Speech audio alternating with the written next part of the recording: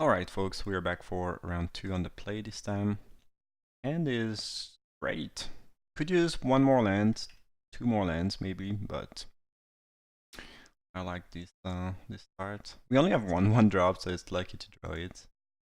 Been pretty pleased with the 2-power 1 drop in this set. There's one in each color, and they are all quite good and pleasant to play with. Technically I'm supposed to attack first, because if they have this figure, maybe they disfigure that, and now they are gonna wait and disfigure Fencing Ace instead. Yeah, I just attack, I just play my thing first, so I could f6. It's not the right technical play, and this is a spot where it could matter, because as I mentioned, this figure is a card. Not a big deal, but still. Devon might be playing a Living Death deck. This card is pretty bad, unless you are playing Living Death. In my opinion, at least. Our draw is kinda sick though. Like, unless they go red mana, Pyroclasm, they're probably gonna be in a lot of trouble before before Living Death is even a thing.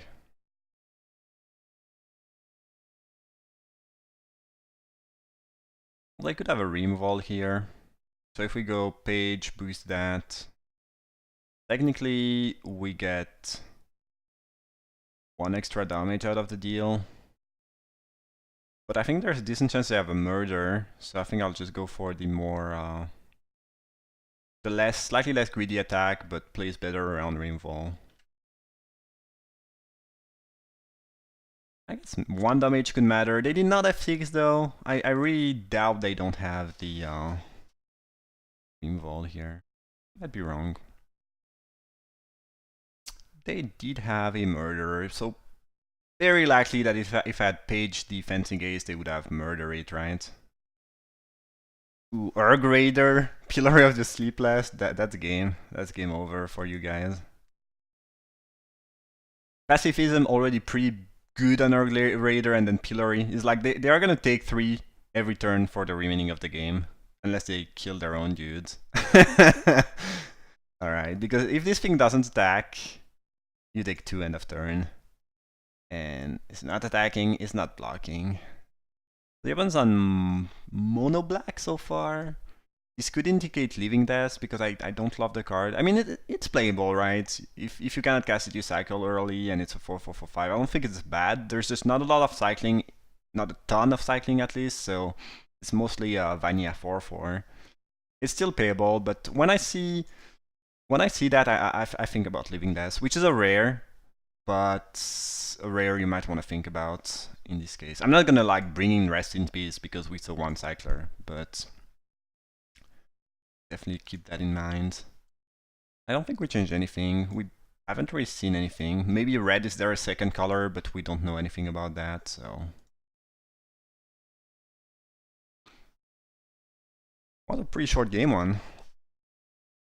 Ardra was quite crazy. I love it if they are playing a bunch of Urg Raiders. Even our Pillaries. Cannot give that, unfortunately. This one's pretty good. Hopefully we can find some more black. I think I'll keep a factory on top. We could bottom it, try to find a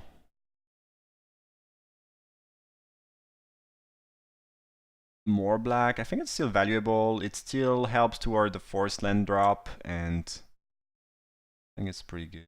Oh, they keep the Urg Raiders in, and we just drew Pillory. How convenient. Alright. Interesting. They scoop 2 Pillory and Urg Raiders, and they are back on the back on the same combo. Alright. Fair enough.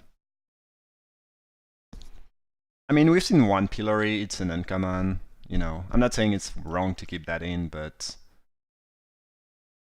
And maybe they don't have a choice, you know. Sometimes you wish you could change things, add more cards, remove some stuff, and you just can't. That's the way it is.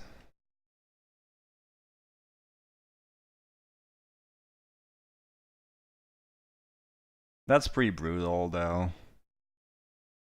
And if they spend a removal on their own Erg Raiders, it's like it's a really good 2-for-1 for us. And otherwise they are taking, otherwise we traded 2 mana for 3 mana and they are taking 3 a turn for the remaining of the game. That's like a one-sided Sulfuric Vortex.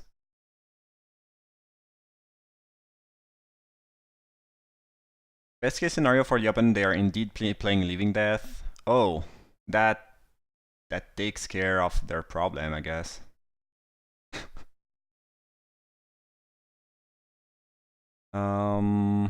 We can take care of that though.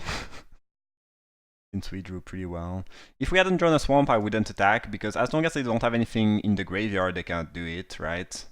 Now I think we're fine attacking. They are probably gonna chump with Zealot, hoping to get it back, but it's not gonna happen.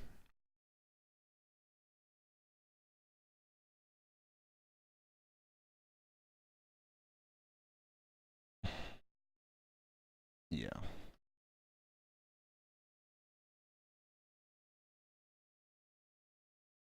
And they might just concede to the Chupacabra here.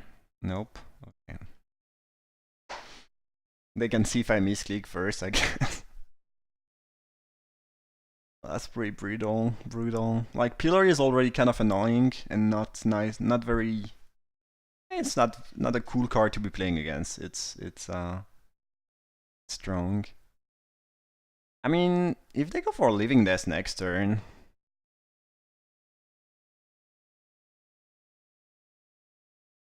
Yeah, it doesn't look like they have Living Death. They would not Pacifism our dude otherwise, right?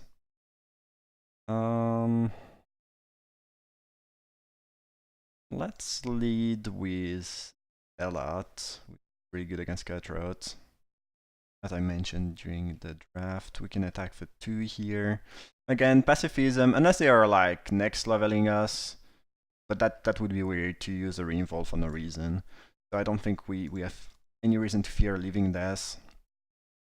Otherwise, actually, if they hadn't played Pacifism here, I would be slightly afraid of Living Death, and I would probably attack with Factory instead of playing the Ace.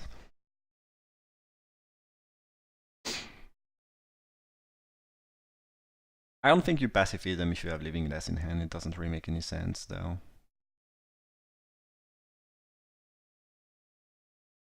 Let's imagine they did have Living Death, or they just top decked it.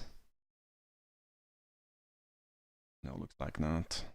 That would be pretty good, though, for the opponent. Oh, this is so clunky. But I think we're in a spot where we might just take it. Because now we tag them down to 1. And they are dead on their up, right?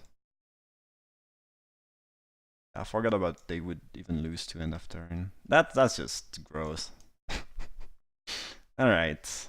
We won the white-black mirror with Pillory. That was short and brutal, I guess, but efficient. Hope you enjoyed the second round. Thanks a lot for watching, and see you for the final.